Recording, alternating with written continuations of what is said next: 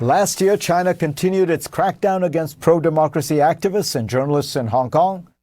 On Taiwan, Beijing's actions and rhetoric brought renewed fears of a Chinese attack against the self-governing island, and Beijing strengthened ties with Russia while upsetting many of its other neighbors. What can we expect this year? Elizabeth Economy is the author of a new book out Tuesday called The World According to China. She's on leave from her post as a senior fellow at the Hoover Institution to serve as a senior advisor on China to the Secretary of Commerce. But she's speaking today in her civilian capacity. Welcome, Liz. Thanks, Fareed. Great to be here. So I want to ask you, you're the person who really in some ways fundamentally alerted us to the fact that Xi Jinping marked a very different leadership in China with a much more ambitious, in some ways more repressive, in some ways more expansionist sense of China. What do you think is most important to him on his agenda when he looks out right now? Is it more consolidation at home? Is it more external influence abroad? I mean, certainly 2022 is a really important year for Xi Jinping because it is going to mark the third point of transition for him. So come this fall, he is up to be reselected as General Secretary of the Communist Party for his third 5-year term. And then we anticipate another third 5-year term as president of the country the following spring. So I think there's little doubt that his number one priority is cementing his political control, his political leadership, and ensuring sort of a smooth 2022. Having said all that, I would say he has surprised us before with his adventurism. If we look back into the early stages of the COVID-19 pandemic, the first 6 months, we saw that he undertook a series of very assertive military moves in the South China Sea, the border dispute with India, in Bhutan, around the Diaoyu Senkaku Islands. So even though, rationally we should anticipate that he wants stability overall this year, I don't think we can exclude the possibility of some sort of military assertiveness.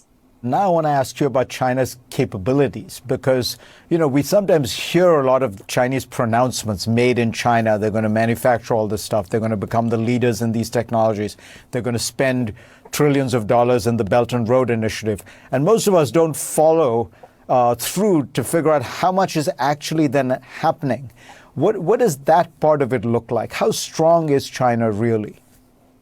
It's a really important point.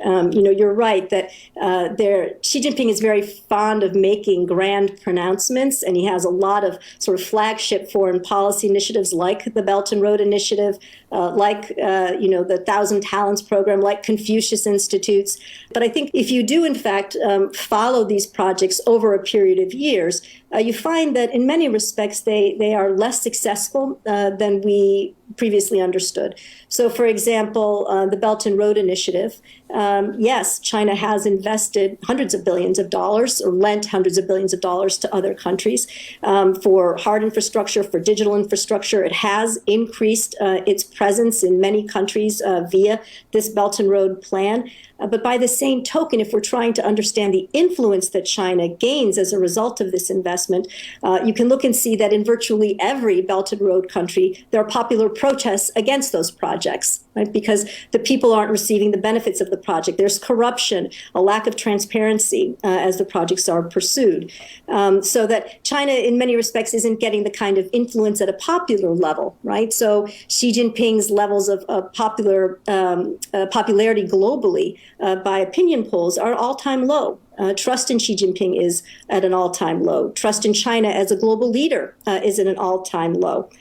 When you look at Xi Jinping's image at home, though, is it fair to say that when you look, for example, at the dominant issue now, which is COVID, the Chinese regime is presenting itself as being probably uniquely successful at dealing with COVID, with the zero COVID policy? I think the last number I saw for deaths in China was something like certainly under 5,000, and the number, for the United States is about 825,000. So what is that? The United States has 165 times the number of deaths. Is Xi Jinping able to say it, and does it resonate? Look, we've handled the biggest crisis of our times pretty well. Look, certainly, I think when you look at the number of deaths, China has a terrific story to tell. It has been very aggressive at arresting the spread of the virus in ways that the United States has not. I think, and Xi Jinping has sold that story and has sold it effectively. On the other hand, I think moving forward, it is more difficult for China. I think this lockdown process, right, has significant implications for Chinese economic growth, for its position in supply chains, and the sense of reliability that China has, globally as an economic supplier.